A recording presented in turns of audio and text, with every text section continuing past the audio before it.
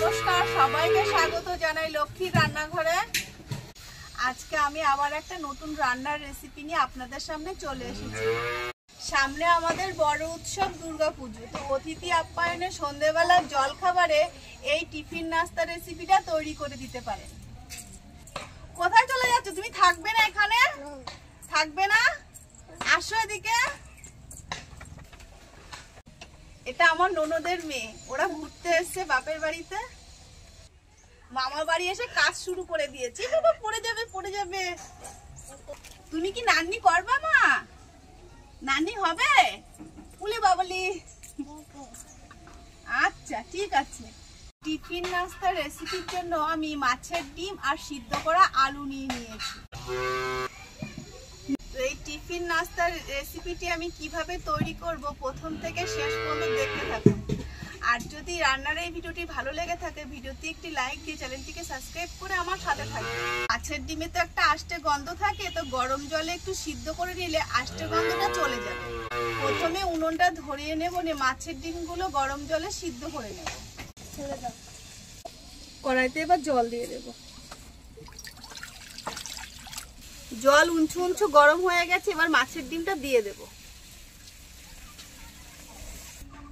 মাছের ডিমটা একটু সিদ্ধ হতে থাকুক, আর আমি এখানে সিদ্ধ আলু দুটো নিয়ে নিয়েছি, তো আলুগুলিকে গ্রেট করে নেব। আর হাত দিয়ে মাখলে তো দলা দলা হয়ে থাকবে, তার জন্য আমি গ্রেট করে নেব। মামুনি আমার শাক পাতা তুলে ছিঁড়াছিঁড়ি করছে।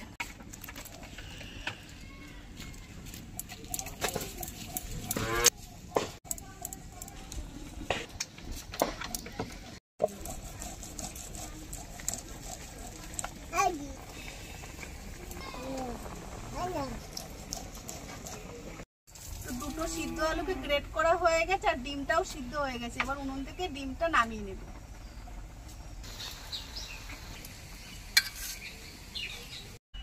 মাছের ডিমগুলো সেদ্ধ করার পরে গরম ছিল, তো এখন অনেকটা ঠান্ডা হয়ে গেছে। আর যে সিদ্ধ আলুগুলো গ্রেট করে রেখেছিলাম, ওই সিদ্ধ আলুর মধ্যে মাছের ডিমগুলো আমি দিয়ে দেব।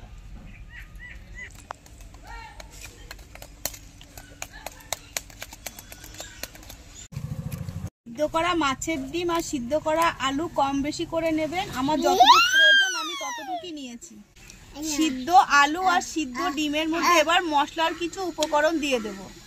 দিয়ে দিচ্ছি গোটা ধনে, দিয়ে দেব কাঁচা পাকা লঙ্কা কুচি, পেঁয়াজ কুচি, ধনে পাতা কুচি, দিয়ে দেবো 1 চামচ লঙ্কার গুঁড়ো। ঝালটা আপনাদের পছন্দ মতো করে দেবেন। 1 চামচ জিরের গুঁড়ো, পরিমাপ মতো হলুদ গুঁড়ো, স্বাদ মতো লবণ, 1 চামচ মতো বেসনের গুঁড়ো দেব। এই সব উপকরণ আমি এবার হাত দিয়ে মেখে নেব। হ্যাঁ মা, এই তো মা।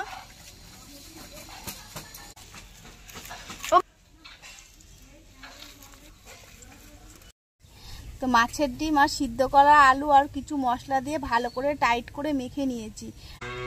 পরে আমি প্রয়োজন মতো বেসন গুঁড়ো আবার একটু দিয়ে টাইট করে মেখে নিয়ে এবার 2 হাতে তেল মাখিয়ে নেব। খালি হাতে নিলে তো চ্যাটচ্যাট করবে, তাই হাতে তেল দিয়ে রোল করে নেব।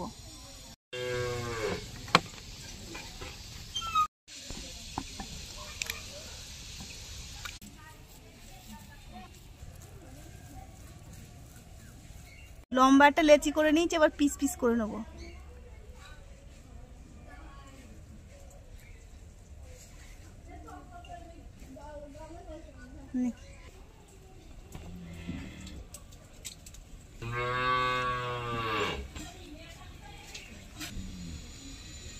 মশলা মাখানো ডিম আর সিদ্ধ আলুর যে পুরটা আছে এইভাবে একে একে তৈরি করে নেব। একে একে রোল করে চাকু দিয়ে পিস করে আমি এরকম হাত দিয়ে শেপ করে ছোট ছোট রোল করে নিয়েছি।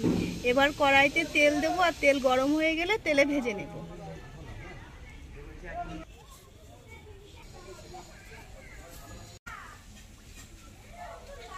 তেল গরম হয়ে গেছে, এই ছোট্ট ছোট্ট রোলগুলি এবার তেলে এক এক করে ছেড়ে ভেজে নেব।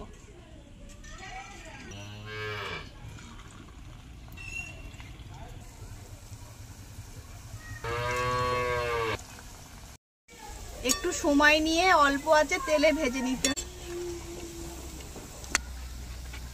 এক খোলা প্রায় ভাজা হয়ে গেছে, এভাবে লাল লাল করে তেলে ভেজে নেব। এবার তেল ঝরিয়ে তুলে নেব।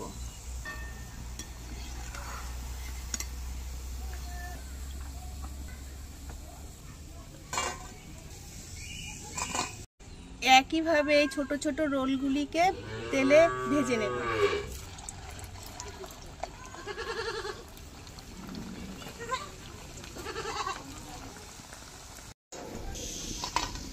ডিম আর সিদ্ধ আলুর রোলগুলি সব আমি তেলে ভেজে নিয়েছি। এবার আমরা খেয়ে দেখব খেতে কতটা টেস্ট হয়েছে। রোল দিয়ে খাওয়ার জন্য টমেটো সস নিয়ে নিয়েছি, এবার টমেটো সস মাখিয়ে খাবো।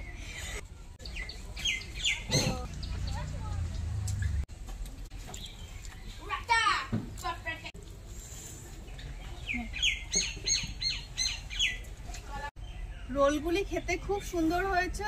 তো আপনারাও চাইলে বাড়িতে এভাবে তৈরি করতে পারেন। তো আপনারা অবশ্যই কমেন্টে জানাবেন মাছের ডিম আর সিদ্ধ আলু দিয়ে এই রোলগুলি আমি তৈরি করেছি কেমন হয়েছে। তো বন্ধুরা, আজকের মতো এখানে শেষ করছি। আবার একটা নতুন রান্নার রেসিপি নিয়ে আপনাদের সামনে চলে আসবো। আর এতক্ষণ আমার সঙ্গে থাকার জন্য অসংখ্য ধন্যবাদ বন্ধুরা। আমার নতুন বন্ধু, আমার পুরনো বন্ধু যারা আমাকে সাবস্ক্রাইব করে আমার সাথে আছে, তাদেরকে অসংখ্য ধন্যবাদ। ভালো থাকবেন, সুস্থ থাকবেন। ধন্যবাদ।